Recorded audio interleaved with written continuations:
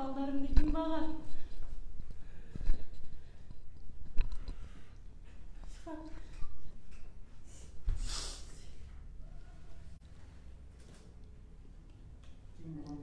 Ушул жерде Азыр да өзүм эч келе албайм мен. Гүлсүн сен сүйлөп неме кылып койгон деп. Атыyorum zaten ошол жерде. Неметилла кызы Гүлзирек келин болот. Биз дыйкан адамдарбыз. Биз пешени терибиз менен кыз жашаган адамдарбыз. Бул ошол жерде бар жок окуяны көргөн. Мына чоң уулумдун дагы кредит, биз кредитке трактор алганбыз. Ошону төлөп жаз келгенден күзгө жерге кар түшкүчө балам эмгектенет. Пешени терибиз менен мээлет кылабыз биз. Балам дагы Дордой базарында тачкет өтөт. Кичине уулум Базарбек уулу Илгиз, чоң уулум тракторист Базарбек уулу Чыңгыз. Азыр булардын 4 баласын ким бага? Ким буларды коргойт? Мен баламдын өмүрүнө ушу жакшы болуп кетишине ким кепилдик берет? Эч ким кепилдик бере албайт. Мен келиниме 5 бала болуп калды азыр. Күйөөсүн дагы багыш керек, же келин бир жака иштеп кете албаса. Балдар эң кичинеси 4 жашта, чоңу 4-класста окуйт. Буларга бизге ким камкор болот? Эки семьяны багат булар бизди дагы багат, ата-энесини. Ошо менен өзүнүн бала чакасын дагы багат. Ого дагы плюс кредитин дагы төлөт болчу ушу балам. Бир кичине баланын дагы бир дагы көңүлүн оруткан бала эмес. Элдерден сурагыла мен балдарымды. Bir adamda bir çok деген sözünü uqqan emes men baldarım. Çoğ aytağı, kiçine aytağı bolup turkam, kılıp berem. Erti menen jerimdi aylap edet, erте жазда. Egini pişkanda kombayn menen orup beren. Bardığın men baldarım kılıp. Azır uşul күндө bir adam bizden kabar algan hiç kim yok. Kadir Aliyevler olsa jatat үйүндө. Men kança jol karızın сурап барганымда аягын гана чыгарып койду. Бул аягынын юбкасында бекитилген Кадырали Булан. Пастан аягы менен гана иш кылат. Бул бандит, түнү гана чыгат булчу. Бул шакал. Мындайча айтканда бандит бул. Бул эмнесине ишенет? Бул органда иштеген Орунбек деген акасы бар. Ошого ишенет. Депутаттыкка шайланам деген Ыргал деген карындашы бар. Ошолордун атын жамынып ушундай басмачылык кылып атат. Уркия киносун көрсөңөр, кандай көрсөңөр, кудум ошондо мен балдарым чыркыраты уруп, сойго өлтүргөн жок, бирок өлтүргөнгө чейин барган. Мен уулум ушунчалык чырак болгон үчүн мойнундагы жипти ушундагы кылып кармаган, атка сүдүрөткөндө. Бир 20 метрдей ат менен сүдүрөтүп кеткен. Кичине уулумду, Базарбек уулу Илгизди. Чоң уулумду башына бир чаап туруп, балтаны атка сүдүрөтүп, 10 метрге жетпей 7-8 метр жерге сүдүрөп барган. Күйөө баламды болсо бешик менен уруп, ошо урса дагы, урганда дагы экөөнү ажыратканга аракет кылып, качканга аракет кылышкан. Болбой эгер качып үлгүрүп эптеп булар чыркырап бакырып ийбегенде мен кызымды дагы урган. Бир баланын колунан бешикти алганда, улан деген апарып туруп тракторга түртүп үйүп туруп тамагынан булупту. Эгерде сен бир нерсе десең, сен зордуктаймын. Болбосо үнүңдү чыгарсаң, сени дагы өлтүрүп коёмун деп айткан. Эгерде Ondan eşiteke geldi. Kimliğe arızdan alasın dedi. Bizi daha милициялар керек болсо, любой милиция келсин мен алдыма сийип коет деп ошого чейин барышкан булар. Бар, кимге жетет? Буларга эч кимдин үнү жетпейт. Эч кимдин алы дагы жетпейт. Канча адамдар кордолду. Азыр ушул күндө дагы, ушу сезсе болобу? Жок, сезген жок. Ушул күндө дагы ошо жылкылары биздин арпаны жеп атат. Мени балдар мырыскысын жеп атат. Биздин мээнетти жеп атат. Биз карапайым эл болсок, биздин үнүбүздү уга турган адамдар барбы? Эл үчүн иштеген адамдар барбы? Элдин үнүн уга турган адамдар барбы? Бизге окшогон кан какшаган адамдардын үнүн уга турган барбы? Же карапайым эл көзүнөн жаш агып, жүрөгү ооруп, көңүлү ооруп, тебеленди болуп кала береби? Эч ким бизге жардам бербесе, бир адам келип сурабаса, эмне кылышыбыз керек? Биз кимге кайрылышыбыз керек? Biz uşu Kadir Aliyev şайланганда, uşu Kadir Aliyev Кармышак bizge кайрылган. Tapçıkaçan gelip piketke çıkıp bergine деген суранганда biz tapçıkaçan barıp uşуларды колдоп бергенбиz. Bizdi колдогонубуз үчүн азыр bizdi кордоп атат. Bizdi кордоп мен балдарым канын ичкенге чейин барып атат. Bir эмес эки бирдей уулумдун. Олордун балдарын ким багып ким эме кылат билбейм. Кредитин ким төлөйт билбейм. Мен өзүм сахар менен давление менен азыр стрессте отурамын. Балдарым канын көргөндөн бери өзүмдү токтото албайм.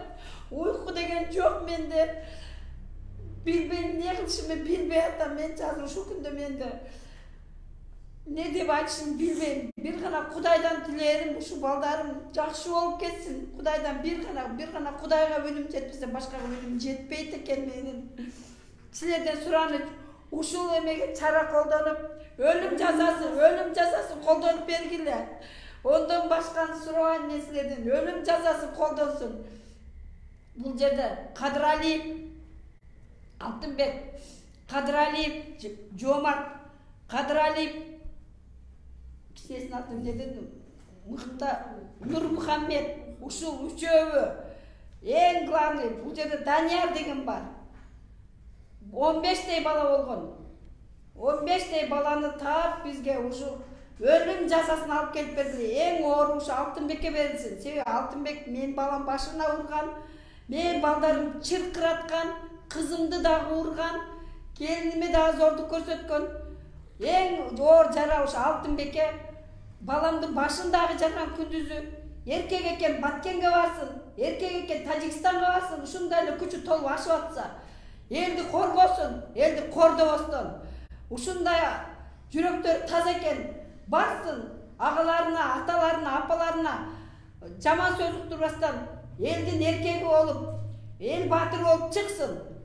Өзүнүн эмне, өзүнүн жерине душмандык кылбай, балдардын канын ичпестен. Ушул силерден суранарыбыз, ölüm жазасын колдонуп бергенге силерден суранабыз. Бийликтерге суранарыбыз ушул.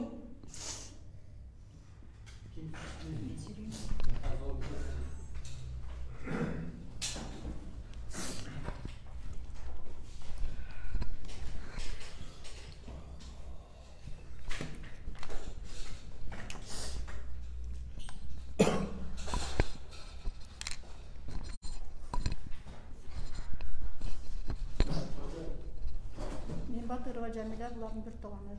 Эми бул мен ушу депутаттардан баштайынча, мына Санжар Кадыралиев деген депутат болгон бизде. Жаш гана бала эле ошол Кадыралиевтердин Кармышактын эң чоң баласы эле. Ушул бала депутат болуп турганда элди коргойт эле.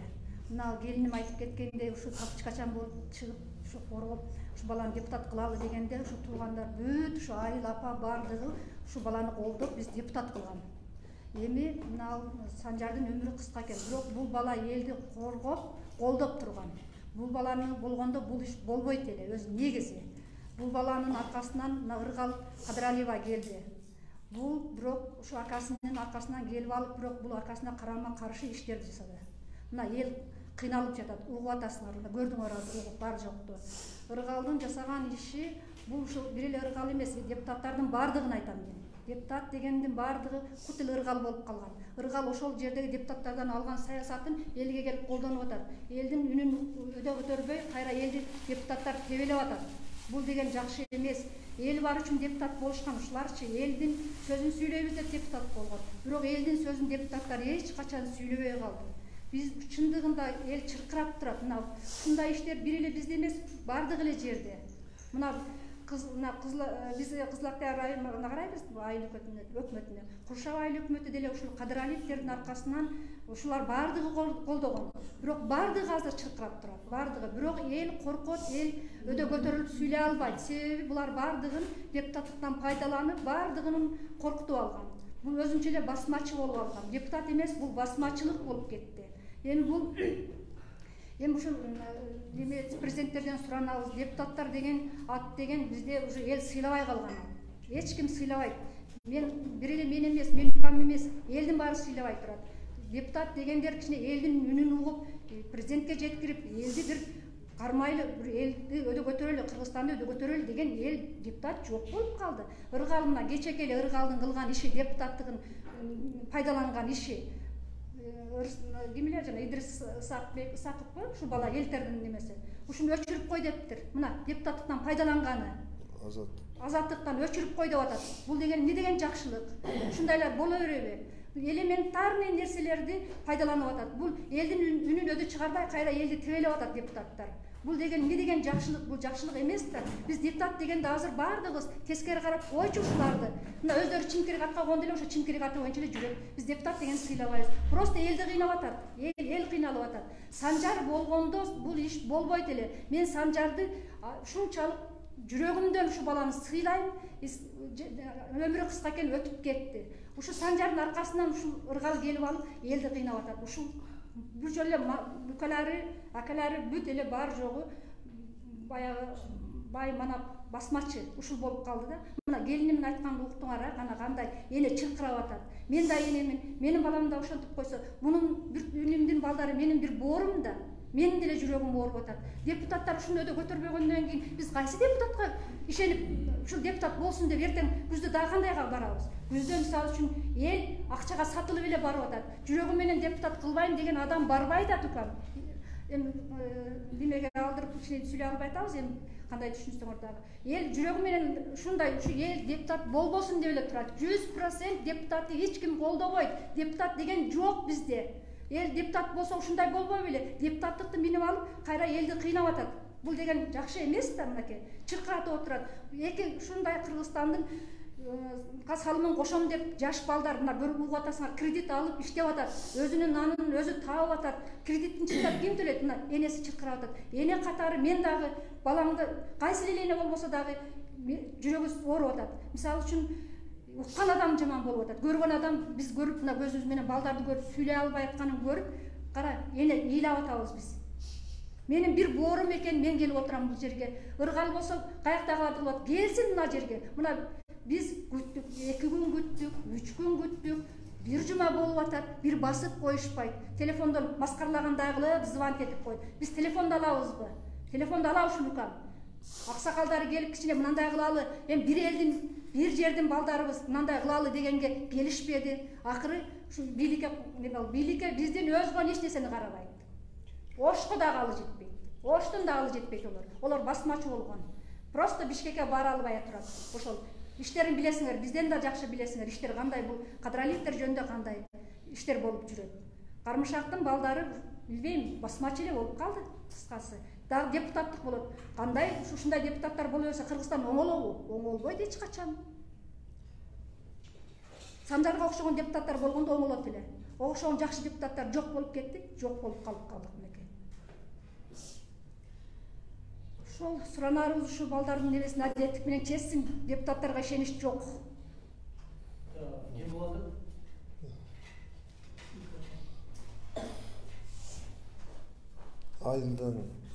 Ayıllar komitetinden geldi bu.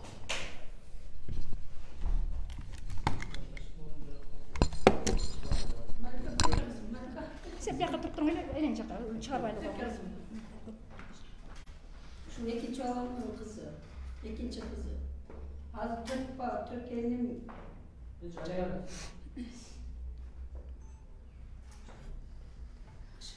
Мен Исмаилова Гүлгүнай, мен элдин атынан келдим. Биз дыйканчы элбиз, ошол талага арпа будай сээп, таладан чөп жыйнап, мал багып, ушинтип тиргел кылабыз. Аны ушул Кадралиевдин малдары жайлоолордо ушул эгин-тегинибизди жеп тебелеп кетет. Жайы менен биздин балдарыбыз да жайы менен эгип алып, ушу жанынан жылбай жатышат, каткан нанды кажып жатышат. Биз болсо Кудайдан тилеп айылда отурабыз. Булар өтөдөгү жайлообузда арпаларды коорушат, айдап койсо келип урат, сөгөт, уят сөздөр менен. Бул элдерге эч кандай бир жардам бермек тургай, кайра элди баспанлап, бээлери бар, күтүрөгөн 2-3 үйүр жылкылар бар. Келип элдин эгинин жейт, чөбүн жейт, тебелейт. Эч ким эч качан айтпайт. Секен айдап коюшат. Бир бела десе мына Илгиз менен Чыңгыздын кепин кийебиз деп коркушат бардыгы, урат, сөгөт. Ошон үчүн мен дагы ушул жогорку урматтуу президентибизден суранып кетебиз. Биздин элибиздин дагы ушул айткан дегендерин колдоп койсун. Ушу балдарыбыз бул акыркы эмес. Ким билет, кийинки балдарды өлтүрүп коюшу мүмкүн булар. Бардык элдерибиз кыйналып атат. Ушу сиздерден суранып кетем, адилеттүүлүк менен чечип, ар бир кылган жамандыктарын мойну менен тартышсын. Туурабы? Элди дагы ойлоп, элди дагы ошол Кадыралиев жылкыларын өзүнүн жайтын билип, элди кыйнабасын. Майлы мал кыла берсин, элди кыйнабасын. Биздин эл дагы жашашыбыз керек. Биз дагы карапайым элбиз. Башка жумушубуз жок. Болгону ушу эгин-тегин жыйнайбыз. Чөп чармоо менен ушинтип тирилип калабыз. Сиздерден суранабыз, ушул биздин айткандарыбызды түз жеткирип, элдин ыы жетсин өдөңкү жогорку биздин ишенген адамдарыбыз президентибизге жана ошондой эле ташрифтерге жетсин. Жалпы ушул айылда кармашактын ордуларынан Кадыралиевтердин жапа чеккендерине чогуу бир арыз жазып, анан кечеги окуядан кийин деле күч органдарындай териштирүүгө алып ушул аракеттер болду же сиздер кайрылып арыз берип жатасызбы? Ne oldu? Çorbanları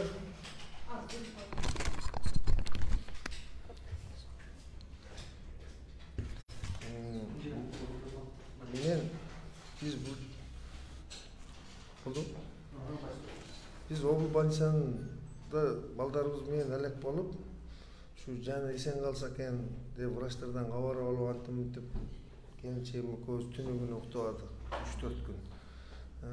Бул нерсе как раз суббота базар күнгө турушу келип, анан айт арапага туш келип атат да. Анан биз келген күнү эле бир бирден 2-ге чейин баягы неме кылгандан кийин бияктан врачтар жөнөттү. Анын өзгөнүн уудусунан барып тергөөчүлөр менен сурап келди, кандай окуя болгон, кандай эмне болгон деп келип, алар неме кылгандан кийин өзгөнгө жөнөтүшкөн, алар факс мененби кандайдыр бир неме менен жөнөтүшкөн. Өзгөндөн ошо 18 күнү түнкү саат 1:30 чамасында келип барышкан буларга. Дежурный врачтар жөнөткөндөн кийин баргандан кийин мынакей 18 күнү күндүзгү болду, 19 күнү болду, 20 күнү айт болду, айт болду. 21 күнү өзгөндөн тергөөчү келди. Кечки саат 4-тө. Бир участковойду жөнөтүптүр. 19 күнү, шорта кийген, сланца кийген, футболкачан. Сен барып ошо балдардын абалын билип келгин деп. Мен айттым, сен кимсиң мага? Мен участковоймун. Каердин участковойсуң? Курушаттын участковоймун. Кана формаң, кана удостоверениең? Удостоверением үйдө калып берди. Сен разведкага келген адамсың, сен мындай участковой ондай келбейт. Гражданствого келсе дагы удостоверениесин көрсөтөт мага. Кана бир түшүнүк кат ала турган менен папкаң бар, кана колуңда ич билет. Жок, мен начальниктер жөнөттү. Балдардын акыбалын көрүп кел деп деди. Ол бир. Экинчи жолу андан кийинки күндөрү тергөөчү келди, тергөөчүдөн кийин өзгөнүн начальник милициясы келди. Бирөөсү уголовный розыск экен. Баягы тергөөчү алып кеткен, материалды алып кеткен. Тергөөчү дагы ошо келди, анан кийин оштон бир кыз барды. Бизден интервью алганы барган экен ал кыз. Барган экен ал кыз беркилер менен сүйлөшүп турдук, где-то бир сааттай сүйлөштүк немелер менен. Анан өзгөнүн начальниги айтты. Ака деди, акам болосузбу, билбейм деди. Сиздин үйүңүзгө чейин барып келдим деди. Начальник милиция. Ким менен барган, ким менен койгон мага караңгы да бул. Баргандан кийин барып үйдө кирип тургой, эми эшиктен көрсө керек мындай неме. Үйүңүздө илинип турган үлгүлүү үй бүлө деген немени көрүп эле өзүм калат болуп кеттим деди начальник милиция. Мындай айтканда начальник милиция разведкага барганда мен тергөөчүдө телефон номурум бар. Участковойго берген, бай участковой деген номуруңузду бер деген. Гражданствого келген немеге. Ага да берип койгом. Мына ким керек болсо менен байланыша бер, кандай сөзбүз. Начальник милиция деген сурайт да. Чалып берчи, ал киши каякта экен. Барсам үйүңүздө эч ким жок экен. Эч ким жок да. Эмне себептен барган мага жомок да ошо үйгө. Анан обул больницага келип отурбай булар. Берди. көрсө, мен өзüm жеке пикиримде мындай. Начальник милициядагы ошолор тарапта акчаны берип койгон. Да үйүн барып кара. Начальник милиция өзүнүн аброюн неме кылып, ошол жерде ошо канча сотрудник болсо ошол жерде ошолорду качать этиш керек. Ошо киши менен байланышып кел сен деп. Акыркы бир мезгилде ошо начальник милицияга мен кайрылышым керек, туурабы жылган. Бул кандай, бул азыркы неме түшүнбөй калдым да буларга. Начальник милиция деген ошол жерде сотрудниктерди жумшап коюш керек. Тергөөчү келди. Ал тергөөчүнүн немеси жетпей туруп, башкасын жумшаш керек. Замы бар керек болсо ал жерде. Аны ким бар алып барган? Ким эмне себептен барган үйгө? Мага интерес да. Мен ошо үлгүлүү үй бүлөнү мурунку президенттерден Курманбек Бакиев колу менен берген. Мен ошол эмгегимди, ошол сертификатты ошо эл мени баалаган үчүн берген. Айыл өкмөткө берип, айыл өкмөт президентке жөнөтүп, ошол тактык менен алгам. Мага Өзгөн районунда Курманбек Салиевич Бакиев келип, именно кол менен тапшырып кеткен. Şu балдарыңыз, сиздин семьяңыз үчүн, ушул балдарды жакшы баштаганыңыз үчүн, үйүңүздө ушундай жакшы балдар чыгып атат экен деген үчүн берилет да ол. Анан жөндөн эле мага сага деп бербейт да ал сертификатты. Өзү начальник милиция айтып атпайбы, үйүңүздө ушундай деп жазылып турганын көрүп, өзүм жүрөгүм кейди дейт баягы. Ошол да бир неме да адам баласына. Бул şu elge emgek singirgen üçün берилет бул нерсе дегендей болду да, ол кишиге этика эстетиканы окуган киши да ол. Начальник милиция. Алар дагы 5-6 жыл окуйт окууну. Анан азыр эми тергөө иштери жүрүп атат. Кечкурун чакырды эле барып өзүбүздүн болгон нерселерди жазып берип, антимитип келдим. Мен убактым жок. Эртең дагы мынаны кармадык. Шуга менен кандай беттешесиз деген сөздү жыйыштыргыла дедим. Программада кандай келсе ошону кетире бергиле. Бирок силерге ишенбейм дедим мен. Өзүңөрдүн ишиңерди кыла бергиле дедим. Мен кайрыла турган жерге чейин путум жетип, ханым калгычаң күрөшөм. Бул кадралиттер менен.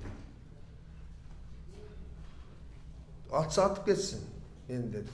Урса уруп кетсин дедим. Бир сабакка кылайын дедим. Ушуну уруп кадралиттер уруп өлтүрүп койду деген. Эгер акыйкат жок болсо, адилеттүүлүк жок болсо, президентибиз адилеттүүлүктү орнотобуз деген сөз менен. Урматтуу Садыр Нуркожоевичке дагы бир жолу кайрылып кетем. Камчыбек УКМКнын начальниги Камчыбек Ташиевке, ген прокурор Зунушевке кайрылып кетем.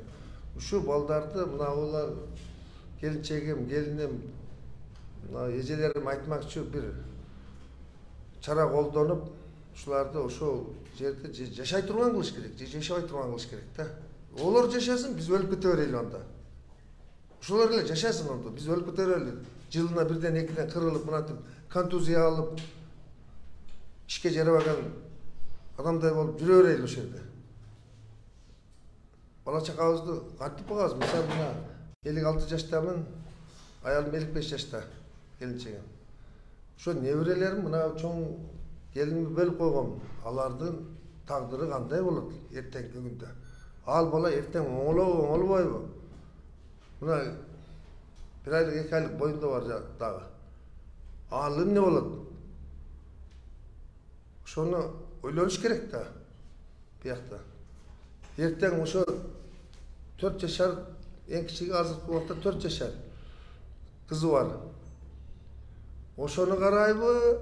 Же күйөөсүн карайбы? Эч жерде иштебесе булар. Мээнет кылып, жер тырмап иштесе. Ата, мен ушундай техника алып бериң деген трактор алып бергенмин. Кредитке болам. 2 миллион 400 миңге алгам. Ошо шаймандарын айтпай эле коеюн. Ар жерден чогултуп алып бергем. Ана мына. Оякта бир 5 миллиондой немебиз бар да. Бир эле балам да. Азыр көрүп атасың, бар жок жабык. Onun nemesi ketет eкен, онусу мунусу кетет экен. Билбейм, булар bu Кадыралиевтердин бизнеси ham бар да булардын. Сауналары бар, чакыналары бар. Мына өзгөндө. Чамчаң билесиң, Санжар Кадыралиев, Санжар деген чаканасы бар. Турат жөн эле, эч ким иштетпейт. Иштетип көрдү бирөө. Алардан качты. Акчасын бербейт, ошол жерде обслуживать эткендердин булар. Жөн эле турат, акимчиликтин берагында, налогдун берагында барып көрүп келсеңер болот. Мынакта жүрөгүндө ыжданы бар адам, элди көтөрөм деген адам ошону же немеге бериш керек? Садикке. Же болбосо балдар үйүнө берип коюш керек. Мынакта немеси болсо, душасы болсо, турат салып койгон заңгыратып. Центрде болгондо. Мына оштогон анда мындайларын билбейм го. Санжардын атында болуп койгон. Анда үй албай койду. Ол Санжар деген бала аброю күчтүү бала эле. Уну эл сыйлайт эле. Эл сыйлайт эле. Эл сыйлайт эле. Мына эжем айтмакчы, ал баланын болуп турганда мындай нерселер болгон эмес. Болбойт эле. Действительно, болгон эмес. Биз сыйлайт элек. Жөн отургула, жөн тургула. Кече билбейм, ошо балдарым сабап кеткенде спортсмен балдарым бармыш. Ол тастыкталып элек эле.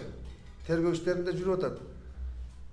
Аны мынакей кече чакырылды бардык нерселерчи. Мынакей бир жуманын ичинде чакырылып атат. Баягы балдар, жүргөн, урган балдар, кандай неме менен баргандар. Бу медицина, милиция, пожарный түнүгүн уктабай иш кылыш керек. Бу жерде дежурство болуш керек. Каерде эмне чыгып атат, милиция барыш керек. Адам өлүп атабы, скорый барыш керек ошол жерге. Бирөөнүн кырсыгы болуп атабы, пожарный барыш керек ал жерге. Бу медицина немелерине рахмат. Милиция уктап жатат да. Алар айтканда булардын колунан эч нерсе келбейт. Биздин колдон келет. Мен мынаны ал дагы ишти кыла берсең дейт. Булар өздөрү иш жака бара албайт деген. Акырында кайра мага келип өздөрү неме кылат деген. Ушунда неме ушу суранып кетем. Урматтуу Садыр Нуркожоевич, Камчыбек Ташиев дагы бир жолу айтып кетем Зунушевтарга, ген прокурорго. Ушуларды кандай чара колдоносуңар, мен өзүмдүн немем, жеке пикирим, ушу айылдан жок кылып бересиңерби, ошо айылды кордогон айылдарды, же болбосо ушул адамдарды, же болбосо ушу өлүм жазасына тартып бересиңерби, ушу кол менен кылган балдарды. Ушу элге да сабак болсун ушул нерсе. Бар. Мына бала сүйлөсүн эле. Мына неме кошумчалайын эле. Мына депутаттар жөнүндөгүчү мына Ыргал депутат болду, мына Санжардан кийин Санжардын атын жабынып алып Ыргал депутат болду. Ыргалдын сүйлөгөн сөзү уят. Просто уят. Кече күнү мына Камалда сүйлөйт. Былтыр ушундай кырсык болгон. Кырсык болгондо эми айыл экен эл басып койгон. Көпчүлүк экен укпай болуп басылып калган. Ушуну миллион акча алып, баласы сокур баласы. Ушул немеден сокур болуп калган. Мушташтан сокур болуп калган. Ыргал ушуну сүйлөп жүрөт. Уят ушул сөз. Ошону сүйлөгүң сен, ошону өзүң сүйлө. Мен ошо Керемин айылынын тургуну Батыров Сүйүн болом. Мына азыркы калтак жеген балдардын агасы болом. Мен дагы азыр кичине кошумчалап кетейин. Бул балдар ошо чатырга түнкү саат 10-11 чамасында барып, баягы экиңимди уруп, баягы үй баламдарды уруп, чатырда ушундай чыркыраган салгылашуу болгон да. Ошону да бир жерин айтпай кетишти булар. Мен айтып коеюн толуктап. Булар баягы Базарбай уулу Илгиз деп атышат го. Ошону өлдү деп баягы муунтуп атка сүзүрөткөн. Өлдү деп анан кийин качып кетишкен. Бул өлтүргөнгө барышкан эки баланы теңчи. Ушул жерде өлтүрүп келебиз биз, кан ичип келебиз деп барышкан бияктанчы. Бул Илгизди өлүп калды деген максатта булар анан кийин бесознание жатып калганда өлдү деп анан кийин качып өчкөн. Эмесе Onda болбогондо булар дагы ошол жерден экөөнү же үчөөнү өлтүрүп анан кайтат эле да бул балдарчы. Ушундай эмеге барышкан бул балдар. Анан былтыры дагы менин уулуму 21 бала айылга барып, ошо Кыдыралиевдердин балдары ham бар ичинде, бирөөсү бар. Анан ошолор барып, мен баламы дагы 21 бала ур токмокко алышып, мынау оң көзүнө көрбөй калган азыр. Азыр кичине гана 2 метр жерде гана көрүп калган. Ошону мен дагы ушу мына акамдарга окшоп өзгөнгө бердим. Улар карабай койду. Одан мынага келип Ошко Муруга бердим. Муру карабай койду. Анан мен айлам кетти. 1 жыл соттоштум олар менен. Эч ким карабай койду. Мына Ош дагы карабай койду, өзгөн дагы карабай койду. Анан мен айлам кетти. Булар ошо кимге берсем эле, Муруга берсем Муруну басып коет. Өзгөнгө берсем өзгөндү басып коюп атты. Мен айлам кетти. 1 жыл ушулар менен күрөштү. Анан акыры элчилик кылайлы деп ар кимди алып келгенден, анан мен баламын операцияларын, эмелерин төлөп бергиле деп мен айласыздан макул болдум. Ошону эми баягы Ыргал деген Кыдыралиевдердин Ыргал дегени бар. Ошол айтып жүрүптү. Булар 1 миллион акча алып алган. Былтыры да бир баласын урганда булар ошо акча алып үйлөнүп калган деп ошо депутаттын сөзү ушул. Олар мага 1 миллион эмес, ошо балама кеткен операциялардын ана пулун берген. Ыргал азыр ошентип атыптыр. 1 миллион акча алган, ушундай кылган, олар дагы акча алат деп. Ошо депутат болуп жүргөн Кадыралиева Ыргалдын ушуга сүйлөй турган сөзү ушул да. Элдин алдында. Ошого мен айтып кетерим, ушу чоңдорго, Нуркожоевке, Ташиевке, ушуларга каттуу жаза беришиңерди мен чын жүрөктөн суранам. Азыр ошондо сот кандай болуп тутту ошондо? Сиздер сотко чейин эме болдуңарбы? Сотко чейин барды. Сотко чейин барды. Сот дагы 6 ай мени эме кылып жүрдү, жылдырып жүрдү. 5 ай сот. Жок, мына областтык сот мени 6 айга чейин соттошуп жүрдүк. 21 баланын бирөөсү келбей калса, бир айга жылдырып коет, же 10 күнгө жылдырып коет, же 5 күнгө жылдырып коет. Ошентип 6 ай соттошуп жүрдүк. Сотко келебиз, фалан келбей калды. Мынчага жылдырдык деп сот кетип калат. Мен акыры сотко айттым. Урматтуу сот. Сиз соттун өзүңүздүн эмеси кандай сотко чакырганда келишпейт булар. Сот чакырып атканда, милиция чакырганда келет го карапайым адам. Сот чакырып атса кантип келбейт, ошого кандай жооп берет десем, мен айткандай мен келтиремин олорду деди. Кийинкиде дагы экөө келбей койду. Ошентип сот болгон дагы. Сураганам жок эч ким. Сот аягынан чыкпады ошо. Аягынан чыккан жок. Тиги 20, сиз 21 бирөөсү ошолордун тууганына бирөөсү деп айттыңыз да. Ооба. Тиги 20 бала кимдер анда? 20 бала ошого достору ошо бала. Айылдагы достор? Айылдагы Куршав айылынан бар, Икос айылынан бар, Кызыл Сеңир айылынан бар, Кремл айылынан бар. Общий бир чогулуп бар ошо бала. 3 та бала. Мен балам да 2 бала. Чөң уруп кетишкен да 21 бала. Ошо сот чечип бере албай койду мага. 1 жыл соттоштум мен. Буга чейин алардын Канжар деген облустук прокуратурада иштеген да. Ошол жылдары айылдаштарым аксакалдар деле атайын бир эмелер чыкканда кайрылууларчы биздин айылдагы ошондой чөптөрдү кайра эле ошо мал жандыктары жейт деп ошондон бери өзгөрүү болдубу? Кот эле ошол окуя болуп келет. Кайткан жок. Кайра ошолор ошо элден ошо катак жеген балдарды биз сурасак дагы, элден сурасак дагы, не десеңер дейли акча топтоп берсеңер акча топтоп берели. Бирок биз телевидениеге дагы, журналисттерге дагы айта албайбыз. Себеби биздин балдарыбызды бир күн келип майып кылып коет деп коркушат. Элдин баары жоң жүрөгүнүн ишин алып койгон. Bir adam bir suragandan da korkuşat. Buna kuşaktan bizge kuşak hükümet karabay. Oşoluk bizden çalıp suradı. Buna taş kömürden, Şamalsaydan. Bak bu YouTube'da görgünde ben nomer kaykın tapkan biçipem. Kolunu suradı. Koşkora da ayından bir adam surayan yok. Sebebi oşol adam suragan günü balası bir nesi olur, je malı bir nesi olur, yoksa bir aydan keyin эгерде атка сүдүрүп уруп өлтүрүп койсо эч качан айта алышпайт болчу.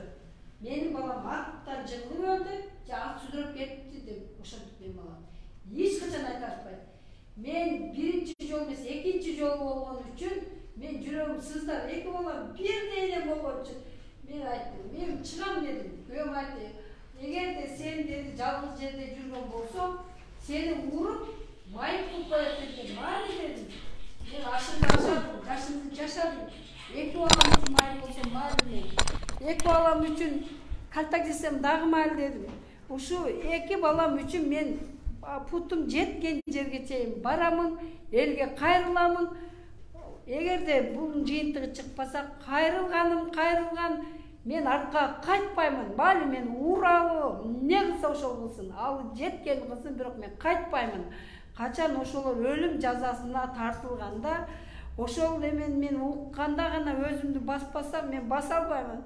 Мен неберелеримди, балдарымды чыркыратып кетип, баш сөгүн талкалатып майып кылып койсо мен кандай чыдап отурам? Кимиңердин аты? Кайсы эне ушуга чыдайт? Айткылачы, кайсы эне чыдайт? Көзүнүн алдында баласы ушинтип жатса. Кандай чыдайсыңар? Айткылачы, силердин ата-энеңер ошого чыдайбы? Ким чыдайт? Мен чыдай албаймын. Бирок кайтпаймын мен, кайтпайм. Бага эч кимсе келген жок. Айтышыптыр, энесинин давлениясы көтөрүлүп жатат деп. Неге көтөрүлөт? Баласын алтысан аман болсо, үйүндө жатса, тили озуп бүтүн болсо, onu эч ким кордобосо, коркутпаса, неге давлениясы көтөрүлөт? Эмне менин давлениям көтөрүлбөйт? Эмне менин сахарым көтөрүлбөйт? Мен күйүп атам, ошон үчүн меники көтөрүлбөйт. Олар жөн эле жатат. Себеби балам ошо бандит басмачылык кылып урган үчүн жатат. Келсин менин алдыма. Кыйынбы ушундай эле элчилик кылабы? Эмне кылса менин алдыма келсин. Менин сөздөрүмдү уксун, менин балдарым акыбалын көрсүн. Анан кийин өздөрү чечим чыгарсын. Үйүндө жатып алып давлениясы көтөрүлбөсүн. Чыксын ысыкка, ысыкты ысыктабай. Неберелерим караганда эч ким жок, бирөө күн тайнесине суранып таштап келдик. 4 жашар неберем 2 күн мурдаканада ысыкка чыдабай. Дагы эмне кылышыбыз керек? 4 балам мен чыркыратып эшикке алып жүрө албайт экен ысыктын күнүндө. Ушул мага өлүм жазасын алып берсин. Үчөө тең өлүм жазасында жазасын алсын. Мен силерден суранарым ушул. Онун башка эч нерсем жок. Ата-энеси ушул иланчысы болсо көчүп кетсин башка жакка. Элди какшатпасын. Алкада какшайт, куршап какшайт, айрылыш какшайт. Кызылакча, кызыл сеңир элдин бардыгын эгиндерин жеп бүткөн булардыкы. Эч ким айта албайт. Себеби балдарым майып болгондон коркот. Мен уже балдарым майып болду. Мен коркпоймун дагы, аркага да кайтпаймын. Путум жеткенге чейин, оңго чейин болсо да барамын мен. Кайсы жер болсо да барам мен балдарым үчүн. Тиги алап тараптан деле больницага жатып алды деген немелер болуп атпайбы? Ооба. Алардын Азыркы акыбалыны абалы кандай экен? Авалын биз чындыгында барып көргөн жокпуз. Биз где-то 1 менен 2-нин ортосунда жатты, алып келдик балдарымды юрфа отумуттуп. 3төн где-то бир канча мүнөт өткөндө операцияга алып кирип кетти чоң баламды. 5 саат операция. 5 саат операция болду. Булар мындан карап койгула. Биз бияка больницага келе электе, олар уже больницага жатып алган. Куршаптын больницасына бирден 10 мүнөт өткөндө кайрылышкан булар. Жабыркануучу болуп. Бул бир. Булар 18 күнү эрте менен бул көргөн адамдар бар, бирок айта алышпайт. Скорыйдын машинасы 10 менен 8 менен 10-дун ортосунда скорый менен милициянын машинасы ошол жерде турган. Элдер көрүшкөн. Буну чоң атасы өзү уруп, болбосо бирине бири мушташтырып, анан кийин милициянын сопровождениясы менен барып өзгөнгө жатып алышкан. Бизге 3 дедилер. Азыр 2 гана айтып атат. Берки несовершеннолетний деп атат. Жашы жетпесе неге барат ояка? Айылда мушташкан жок. Айылдын көчөсүндө мушташкан жок. Именно жайлоого 40 километр жерге бу даярдык менен барды да. Даярдык менен. Муктасар уулу Теше барган. Бул да Кадралиевтердин тууганы. Биз мен сиңдим той кылып, биз тойдон келатканбыз. 6-7-нин ортосунда. Бул айтты Эдиса түгөнүп калды дегенден, мен Эдиса салган кирип кеткенде айтты бул. Тешен портери токтойун деп токтой өтүп кетти дегенде мен үстүн караганда, мен тааныбаймын. Жат балдар бар болчу ошолордун ичинде. Мен айылды 5 колумду кандай билсем айылдын балдарын мен ошондой билем. Бул жерде жок. Бул дагы көргөн. Ошол малда бул айыл немеден келген өкүл дагы көргөн. Суусундуктарды алып чыгып кеткен. Кийин бирөөнүн эжеси келини чалган, Каникейге чалган. Теше кетип атат, сурачы каяка барат экен дегенде айткан, Каникей деген.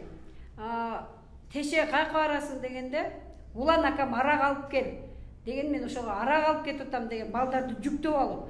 Булар аракты ичип, тоюп алып туруп, мунун жанында Полот деген болгон. Фамилиясы ким эле? Дадашев Полот болгон бу жерде. Улан болгон. Экөө өлгүдөй балдарды кайрап коюп, мен балдарыма салып барып канын ичип келгиле деген. Анан кийин улан ылдый түшүп келе берген, үйүнө кетип калган. Немен кеткенин билбейбиз. Бардык балдарды уруп, талкалагандан кийин бир агенти барып Тешени чакырган. Ошондо мен сурадым. Ошондо саат канчалар эле десем, саат 10 эле дейт. Полиция канчада келди десем, 1 дейт. Эч качан ондой келбейт. Себеби мен ол жерден канчада түшүп, канча минутта даймалган мен 5 колумдай билемин. Себеби мен ошол жайлоодо жылда жайлоого чыгабыз. Эгин-тегин эгебиз, дыйканчылык кылабыз. Биз пешене терибиз менен, дыйканчылык менен дыйкан адамдарбыз биз.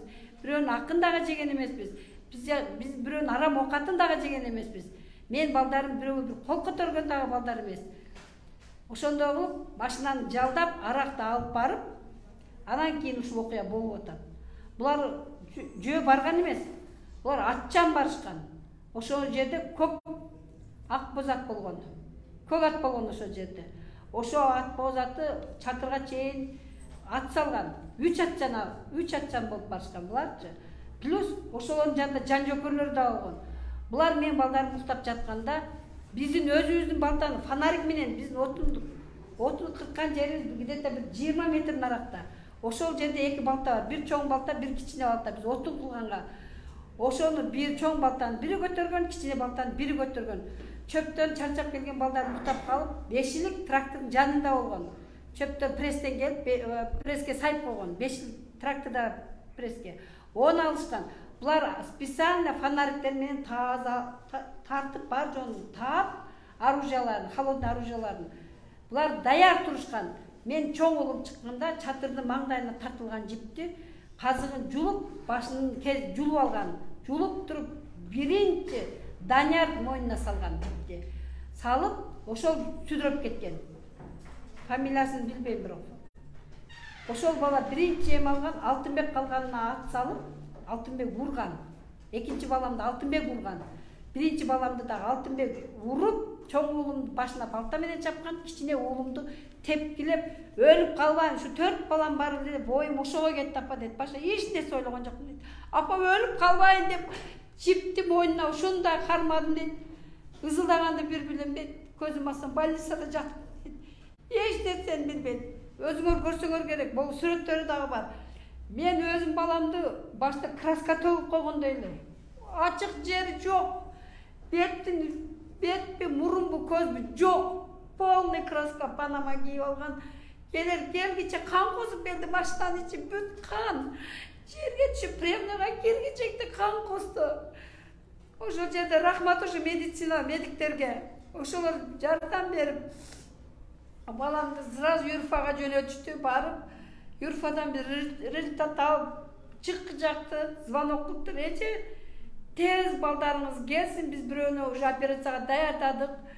Келип операцияга кирет деди, результатын сиз өзүңүз алып келиңиз деди. Түнкү саат 3 болчу ошол жерде, саат илип турганда карадым, түнкү карасам түнкү саат 3 эле. Ошондо дагы балам сүйлөй баштады, апам калды, сумкасы менен калды деп ошо жерде дагы мени ойлоп туруп балам өзү операцияга кирип кетип акыры чыдабастан кирдим. Түшүнбөйбүз сөзүнө. Эч ким түшүнбөй коюпту. Кирип балама сурадым. Не болду улум? Не дейсиң десем. Апа дейт, сиз мен көрсөтөм. Жок экенсиз апа деп туруп операцияга кирип кетти балам. Ошондо акыбалда жатып дагы мени ойлоду. Ошо боор экен ушунча. Берки балам болсо апага жалат болбоп, сахарыбыз көтөрүлөт, давленябыз көтөрүлөт. Апага жалат болбоп, мен жакшымын дейт. Эртеси өзүнө келгенде сурасам, билбейм апам, эмне дегенимди билбейм дейт. Сен ушинтип аттың оголум десем. Билбейм апа дейт, көзүмдү ачсам больницада жатып дейт. Ысылдаган ушул дагы деле кетпей атат, ысылдап атат. Өлүп калбайын деп жипти кармадым, башка эч нерсени билбейм дейт. Мындай бакачыларга өлүм гана келип, өлтүрүп бергиле, өлүм жазасын колдонуп бергиле, силерден сурабыз. Азыр да мен кичине кошумчалап коеюн. Азыр ушул чакта мына күч органдары дагы ол жерде булардын үлүшү да жок. Булар башка эл өкмөттө жашайт да. Кече ушул неме болгуча ошол жерде басып чогурдурган. Баягы Алтынбек дегеничи. Ошол жерде тракторларга чогурдургандан кийин, ургузгандан кийин, ушул неме чыгып кеткенден кийин кече ошол Алтынбектин агасы барып алып пресстетип атат экен ал чөптү. Аерде мунун биздин айыл өкмөттө үлүшү дагы жок. Учету дагы жок. Ошого айыл өкмөтүнө карай. Баягы опш эккен немелерди тикен пресстеп аткан трактористтерди коркутуп, үркүтүп алып келип, азыр ушул жакта пресстеп атат экен ошол жерде. Мага эртең менен неме келди, айтты балдар ошол жердеги балдар. Тракторларыбыздан бери ошо чоң баласы келип алып койду. Өзүнүн ургузган жерин пресстеп атат деп атат. Ошо органдар эмне кылып отурат ошого? Билиш керек оны. Кече бизде ошо өзгөн роосуна чакырып начальник менен тергөө. Биз өзүбүздүн немелерди жазып бердик. Эмне болуп атат булар десем, больницада жатышат экөө дейт. Неме кроватка кишендеп койгонбуз, 4 сотрудник неме кылып жатат дейт. Эмне кылып жатат бул жерде? Жакшы болгучан. Журналисттер, акыйкатчылар барып келди. Бир жакшына, бир көгөргөн жери жок, же кол сынган жок. Биринчи күндөрү барганда бири мынандай кылып, кайрылаа кылып коюптур тагып. Алтынбегин көзү мынандай кылып коюп.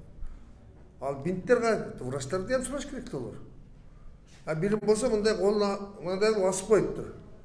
Мойнунан мынандай кылып. Сол кол. Аны ким кылат? Врачтар кылат ошол жерде. Диагнозун кой. Бир жерде көгүз жок. Кийин мыналар немелер барса, көгөргөн жер ham жок.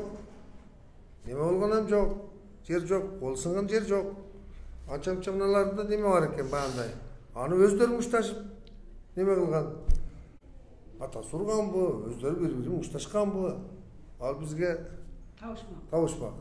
Күч органдары биз карап атабыз, ал жерде ушундай кишендеп киргизип шака жылбай турган кылып койгонбуз, сотрудниктер карап атат дейт. Ол нерсе бизди сороткону экен. Мына журналисттерге айтып коем. Бизди сороткону бол милициялардын. Акырын баласы жакшы болот, анан кийин адам болот, анан кийин биз кездешебиз деген. Мына ошко СУЗОго келип отурушуш керек булчу. Анан бизге көрсөтүш керек ошону.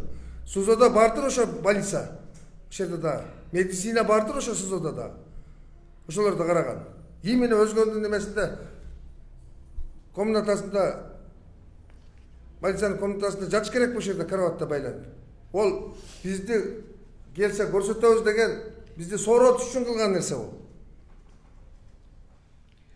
Алардын иля, мындай айтканда кыргыз мындай төл сөз менен айтканда илясы ошондой олордун. Издеп атат каяктан. Булардын немелерин мындай кылып койсок мындай болот, андай болсо мындай болот деп. Күч органдары алып келип СУЗОго тыгыш керек азыр. Мынакей бүгүнкү күндө 8 күн болуп атат. Мойнуна алган тууралуу. Биз мойнуна алдыра албайт. Алып алса биягы. Олор менен кызыкчылык, олорду сураганам жок менин билишимче. Мен ушу Камчыбек Ташиев, президент Садыр Нуркожоевтерге кайрылып кетем. Ушуларды булар оштон тем басып койгон, уудусун. Признавать этпейт булар. Şunu jogor жака ошо Бишкекке алып барып сурак алып беришиңерди суранам ушуларды. Бу жерде булардын чечилбейт бул нерсе. Бул билем бул канча адамдар арызданып көрдү.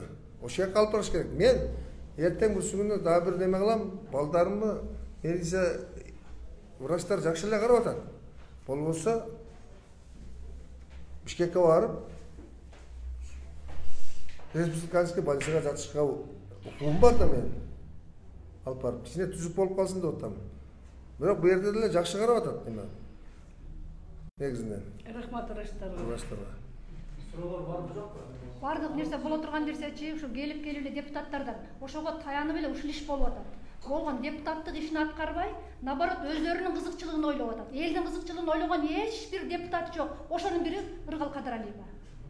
Элди ойлогондо ушул иш болбойт эле. Мына Санжар элди ойлоп, мындай иш эл жакшы жашайт эле онда.